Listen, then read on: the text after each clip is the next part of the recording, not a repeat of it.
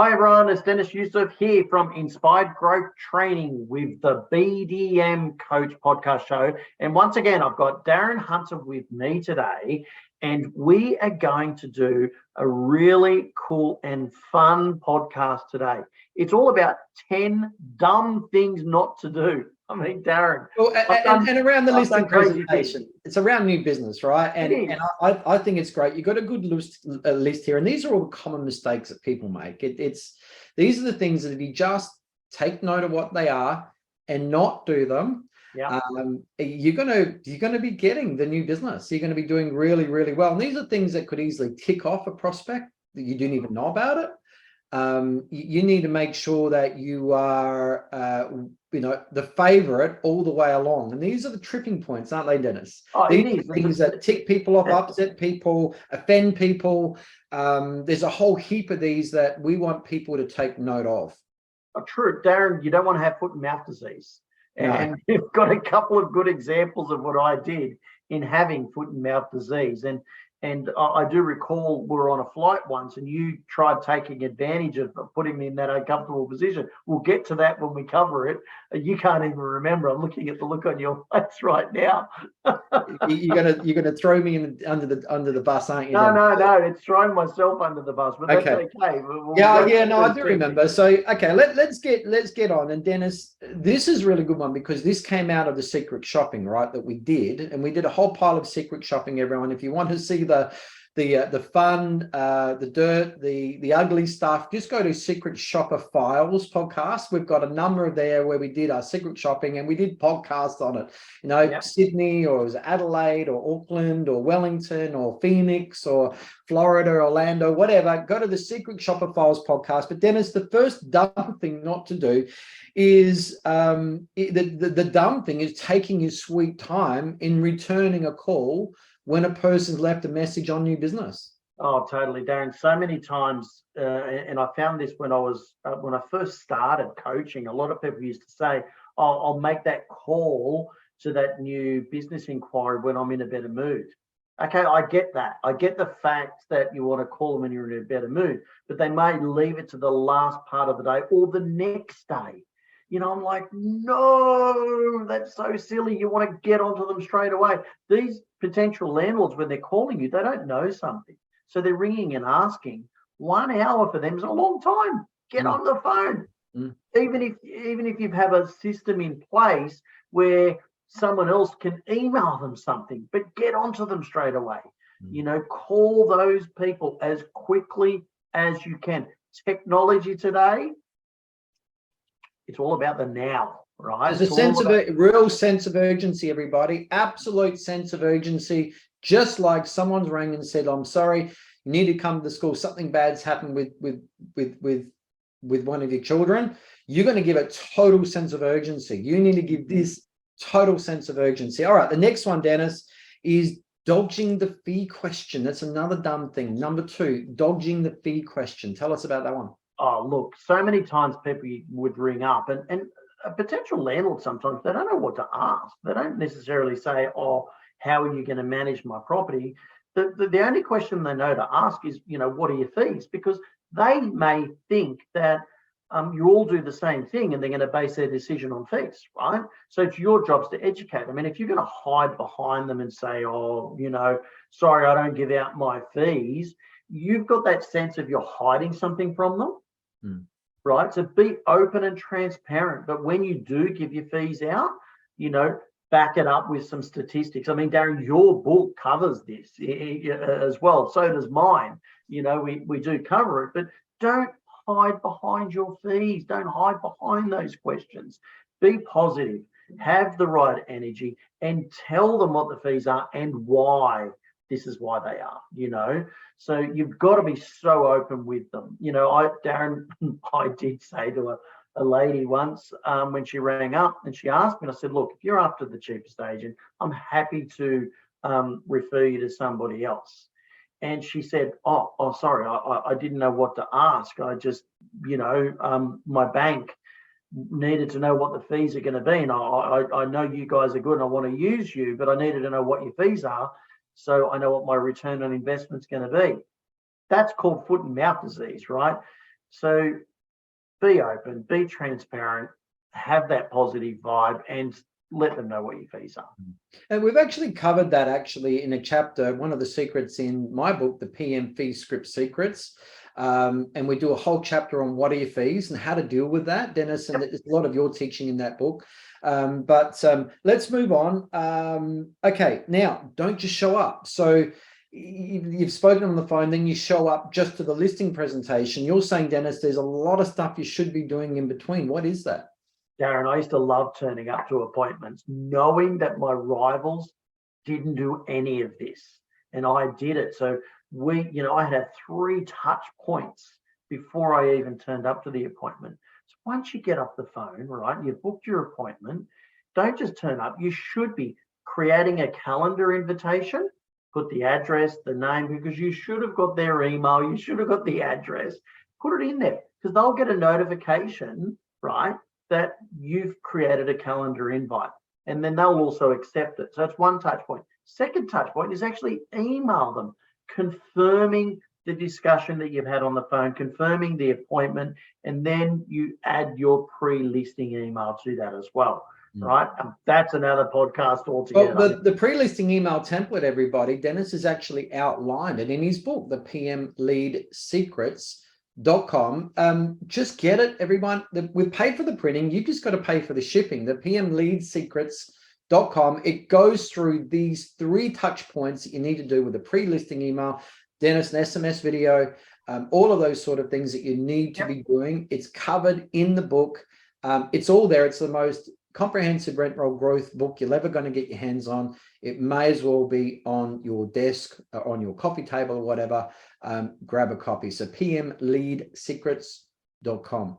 Deniz, Darren, you actually gave away my other point. There's a text video. Yeah, I know. I'm sorry about that. No, don't be sorry, because it's all part of it, right? So, you've sent a calendar invitation, you send a pre-listing email, then send them a video, right? So through text message, you can send them a video. It's simply picking up your phone. Everyone's got a video recorder on their device these days, and send them a message. Thanks for your time on the phone. As discussed, our appointment's booked for 3 o'clock tomorrow afternoon and mention their address.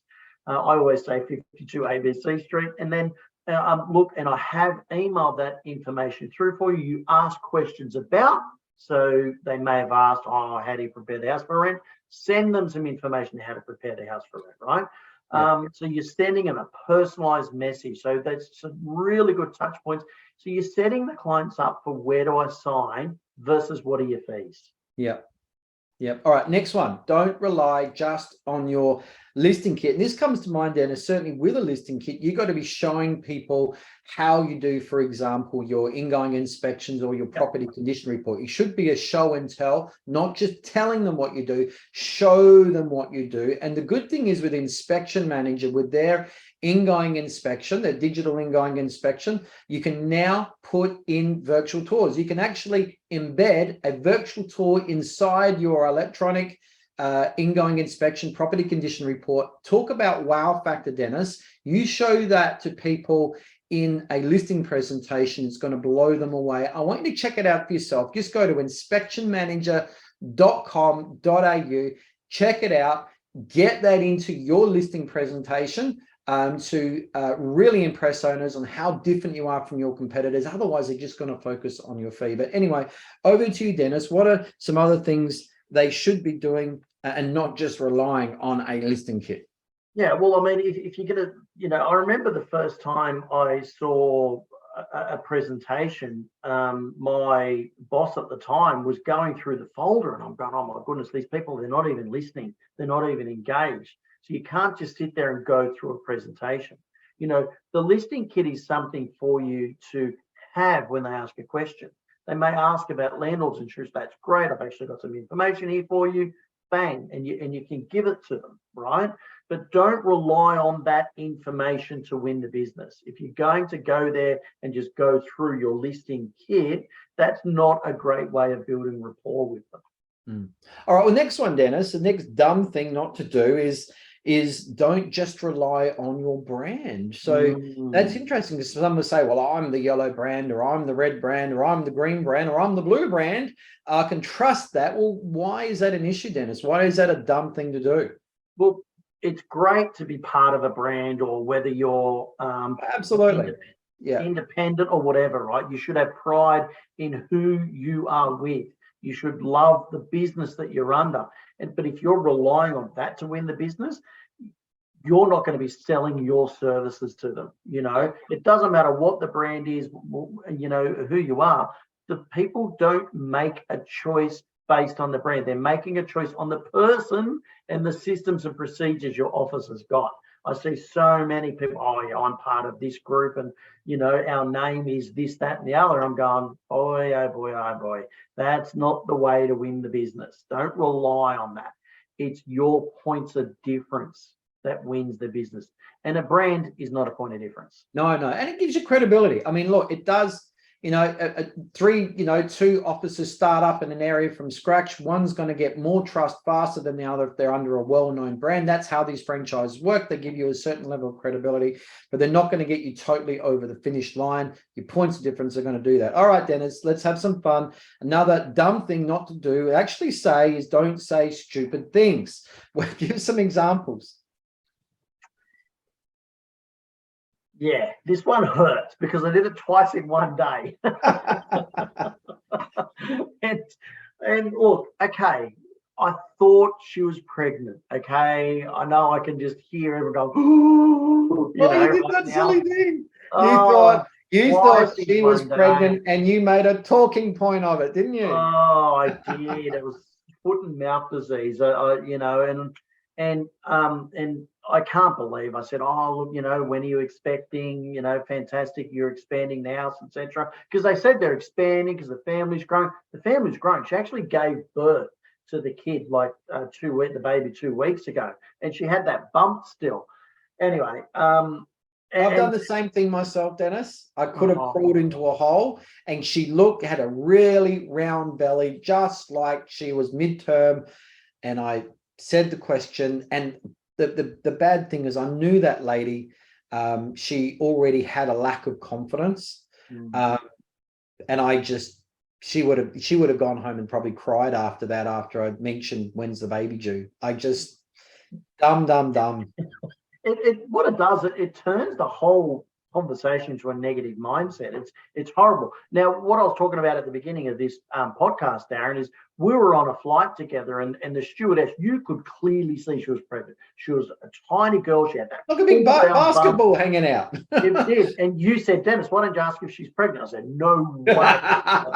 It was so obvious, and no doubt she was, but we've had our fingers burnt. We're not saying nothing. No.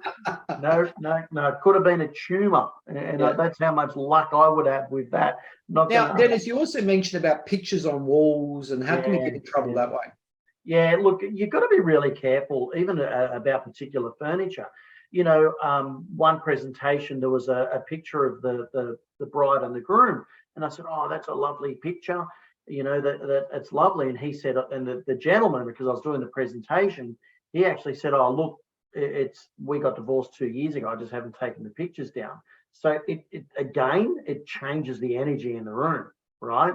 There was another time, they had one of those egg chairs in the corner of the room, and I went, oh, that's a great chair. I love that. Where'd you get that from? And it was, oh, that's the mother-in-law. She bought it for us, and she's coming around. So I pulled it out the garage and put it there. Again, it turns it into that negative, So it's being careful how you say it. I'm saying, oh, I love that. And they're saying, I don't, right? Even another one, Darren, is boats. I remember I did this presentation, and oh, it's a great boat you got out the front there. My husband, he always takes the kids fishing, and I never see him. Always goes out with his friends. Again, so you've got to be really careful about how you're saying things. Yep, that's cool. All right, next one is don't park in their private space. Dennis, why is that an issue?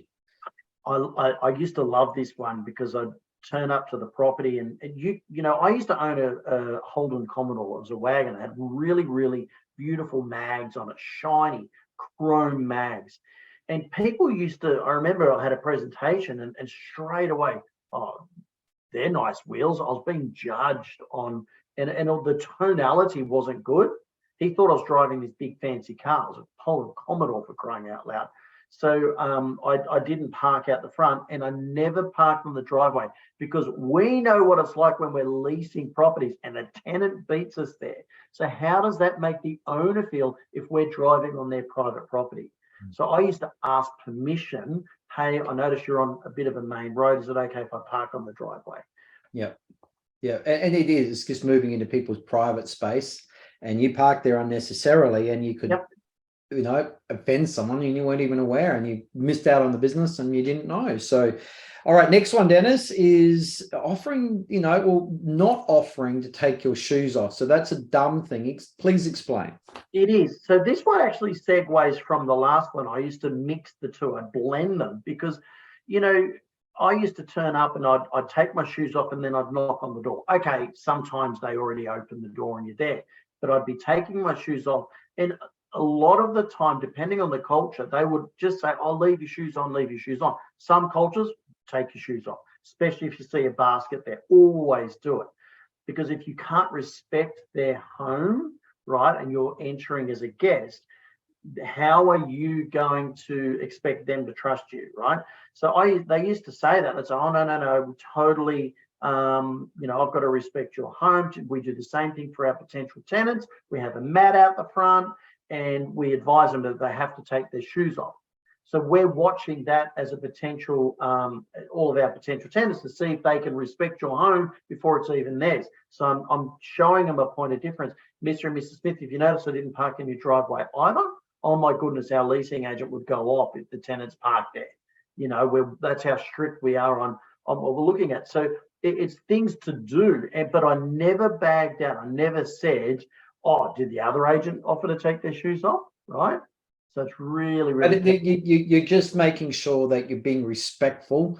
And good point. All right, next one is don't go in just talking business. Well, we're doing business, Deniz, so please explain. Well, you need to build rapport. You need to gain trust from the people, right? So pets were always a really good thing. You know, get down and pat the pet. Hopefully you've got that vibe. I loved it because a lot of dogs, they all like me. I was really good at that way. But build relationship, build trust, build rapport with the people. Coming back to those first couple of points, if you sent them a pre-listing email, you've done those touch points, that they have got so much trust with you, and they're like, "Oh, let me show you the house. Let me show you around." And one thing that I used to do is I'd say, "Oh, what's your favorite part of the house? What do you love about this home? Why did you buy this home?" You know, and they'd say, "Oh, Deniz, come and have a look at the view." I'd be looking at them, so they're looking at the view, and I'm putting them in that comfort, you know, so they're enjoying it. So you're controlling the vibe, you know. Don't just talk business. They want to trust you. They want to like you. A lot of people make a decision based on the person that they're dealing with as well. Yeah, I think that's 100% of the time. And if they don't like you, it doesn't matter how good you are, they won't give you their business. They won't give you their $500,000 or $1 million investment. So, all right, next one, Deniz, is not asking for the business. Another dumb thing. And I know people, they get in a listing presentation and just go, "Well, I'm sure you want to think about it. Let me know." Off they go. Deniz, why is that a dumb thing to do?